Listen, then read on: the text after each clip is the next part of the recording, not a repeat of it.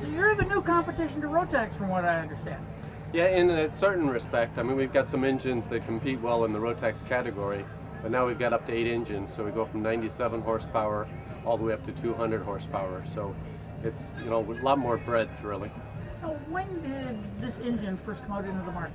In 2002, we started with the first engine, and it was for an ultralight helicopter in Europe, and it was 97 horsepower.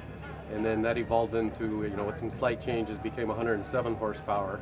And then it evolved from there. Now we're up to, you know, the 8 different engines. Now, when did the engine first enter the U.S. market?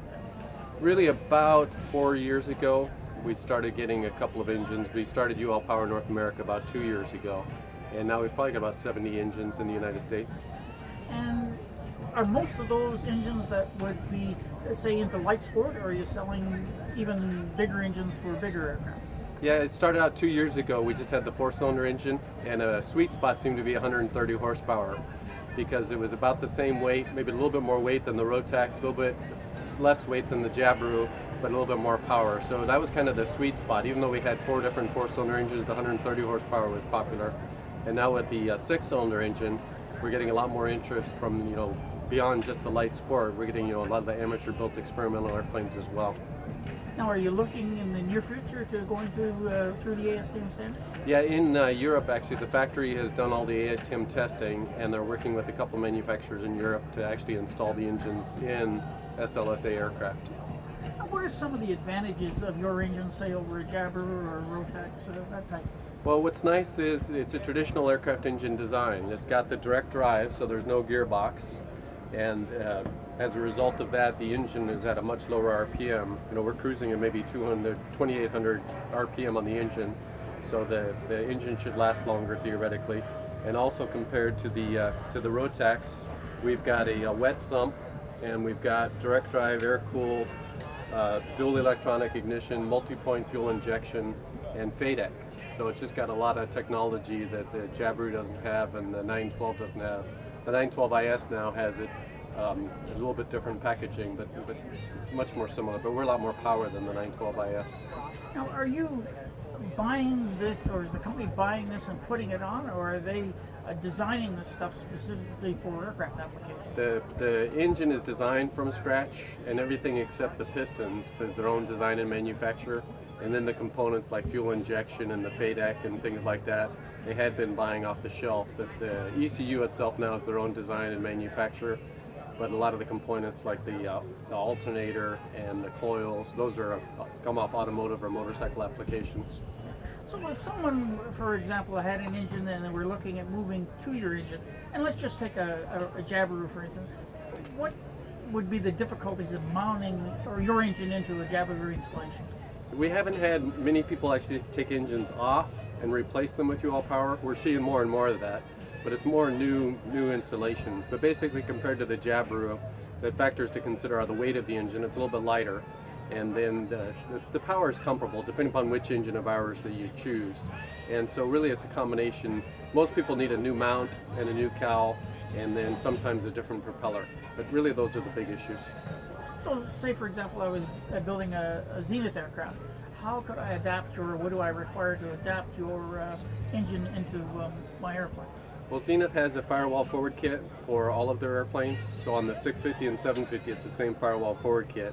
So from Zenith, you buy the firewall forward kit. If you don't already have an engine on your plane, and it includes the mount, the cowl, miscellaneous hardware to install the engine, and they've got their own installation manual. So you get, in the engine, you buy it directly from Zenith as well. So you get the whole package from Zenith, and it's everything you need firewall forward to make the plane fly. Now, for example, there's a lot of tail draggers on the market. So you look at that new Just aircraft with that new suspension and big wheels and everything else. Yeah. You know, I'm suspecting that they're probably going to go into the 200 horsepower range to compete with some of their competition. How difficult would it be to put that engine on? What's nice about the new 6-cylinder, the big 6-cylinder, is really going to enable a whole new category of planes. You'll still be able to stay in light sport, but the engine at 200 horsepower, you get more power for less weight than an UL360. It's about 100 pounds lighter, and you get 20 more horsepower. And so Just Aircraft right now in their factory has a 180 horsepower UL that they're putting onto a Super Stall, and then they are also going to actually stretch the fuselage and make it wider. So they're going to be able to totally change their airframe as a result of our new engines.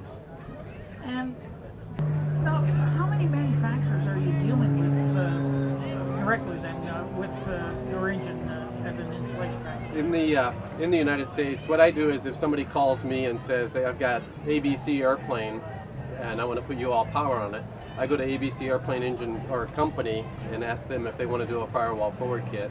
And if they choose to do it, then we work with them. So Zenith was the first, and now we've got firewall forward kits from the manufacturer for kit box, area and aircraft, just aircraft, and then not RANs directly, but one of the RANs dealers is doing a firewall forward kit.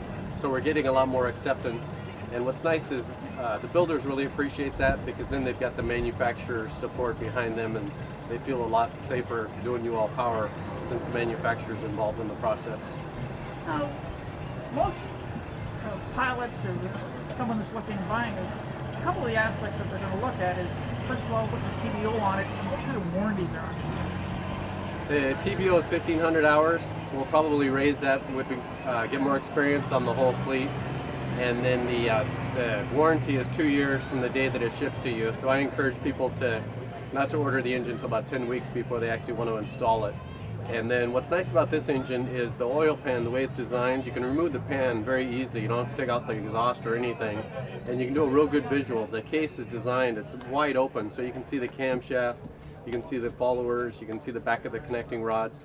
So if you're approaching TBO and you're doing oil analysis and the oil's good, the compression's good, and you do a good visual inspection and everything looks good, put it back together and keep flying. The other things that, of course, a pilot has to consider is, what about service for the engine?